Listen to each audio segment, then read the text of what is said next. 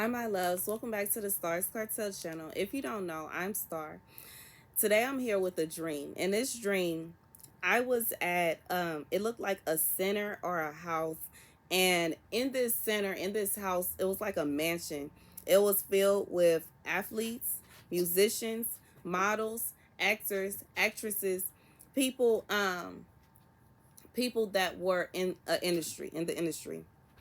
Um, And while all of these people together were kind of in a group, like they had some kind of clique, some kind of group that they had going on. And all of these people in this group held a secret, okay? There was some kind of brutal punishment that they would receive if they released this secret, okay? So while I'm watching this situation go on in this house, I see that there is a couple in this house.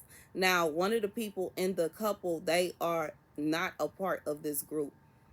And the one of the other person tells the secret to this person.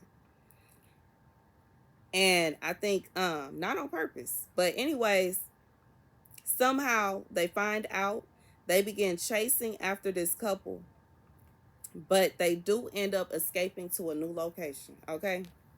And y'all see how the dreams are not exactly the same, but they kind of have similar, like it's a similar thing going on. And I just feel like it's like it felt like it was connected, but it wasn't connected, if that makes sense. Like I had them back to back, but it was the same kind of scenario, and in the same instance they did escape. And even with this dream and with this, like this secret, it wasn't a situation where they were going to actually do anything with this secret. It wasn't a situation as to where they were trying to revolt against this group. It wasn't even a situation where the person that told the secret was trying to leave the group. This person just so happened to allow the secret to slip, and wasn't a situation where their spouse was trying to tell the secret. But however, when the other people in the group found out, they decided to see, and it opened up to the same scripture. God did just say, go ahead and leave it right there. And it opened up to the exact same scripture. I closed the Bible and it opened. Anyways, we're at Isaiah 63. Who is coming from Edom, from Basra, with his garments stained crimson? Who is this robed in splendor, striding forward in the greatness of his strength? It is I, proclaiming victory, mighty to save. Why are your garments red, like those of one treading the winepress? I have trodden the winepress alone. From the nations, no one was with me. I trampled them in my anger and tried them down in my wrath. Their blood splattered my garments, and I stained all my clothing. It was for me the day of vengeance. The year for me to redeem has come. I looked up, but there was no one to help. I was appalled that no one gave support. So my own arm achieved salvation for me, and my own wrath sustained me. I trampled the nations in my anger. In my wrath, I made them drunk and poured their blood on the ground. God told me to put some emphasis on this scripture. God said put emphasis on this scripture, because this is a situation where, once again, corruption and power. This is not a situation where anybody needed to be hurt. This is not a situation where anybody needed to be punished or anything like that. God is saying that this wasn't even purposely, like, there was no danger here. You know what I'm saying? So it's kind of like the people in this dream were being chased after over something that they didn't do anything. Like, and it's like, yeah, one of them did take an oath, and that's what God is saying. The oath is kind of the thing, but at the same time, they had no intention of causing the rest of the group any harm. They had no intention on turning on anyone. They had no intention on leaving. They had no intention on doing anything. They just literally had to happen to have a conversation, and it came up, and it was spilled out of an accident. And then after that happened, immediately, almost immediately, the entire group found out and began to chase after them and seek to cause them harm. God is saying, I looked, but there was no one to help. I was appalled that no one gave support.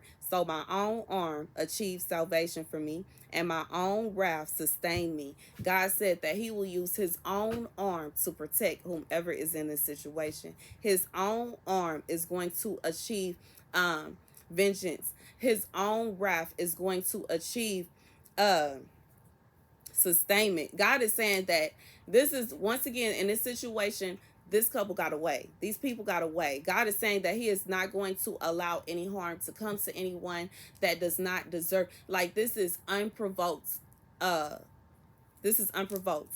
Okay, God is saying that there was no reason to do this, because although the person that and it's kind of weird, because the person that was kind of on the outside of the group was kind of in the group, but like they just like, you know what I mean, like, you know how somebody is just kind of guilty by association. Okay, because if everything was to hit the fan, this person would have ended up going to jail too.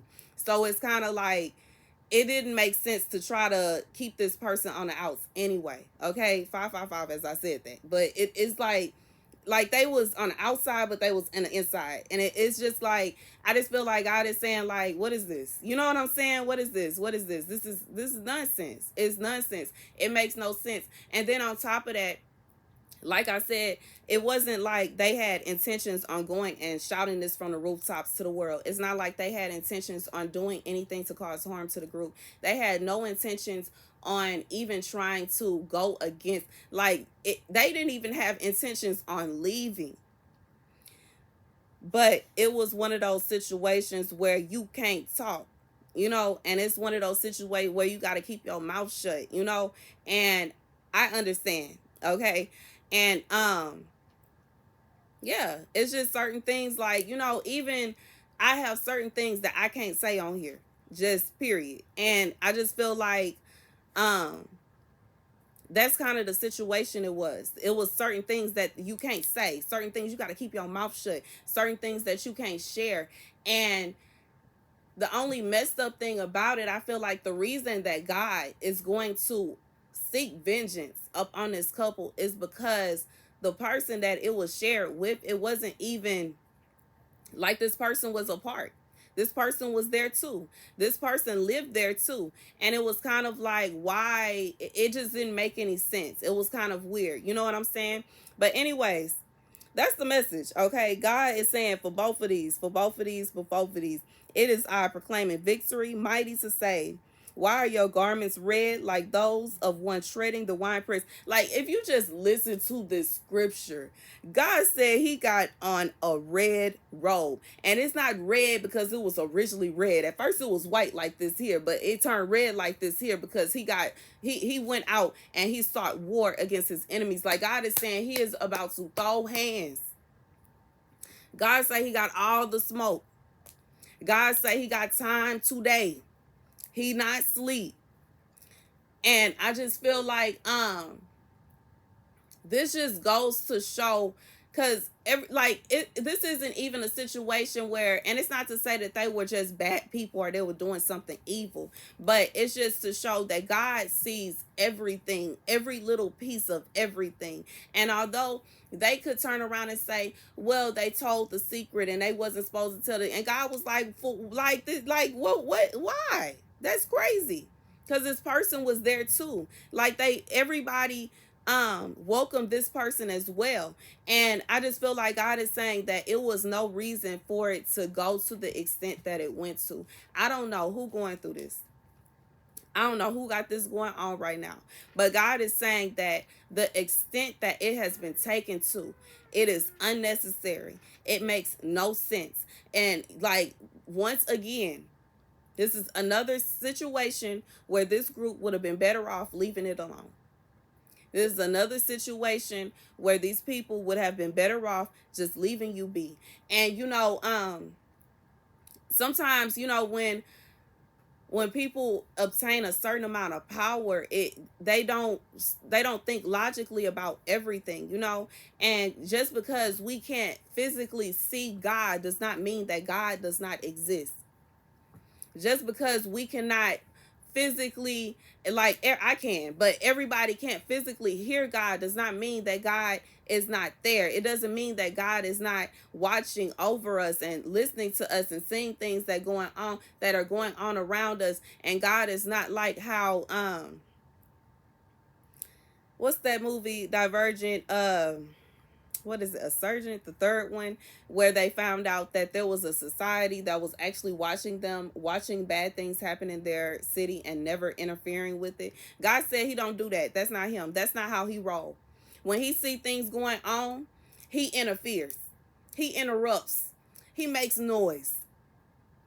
God said he will cause a disruption all up and down wherever he feel like it, whenever he feel like it.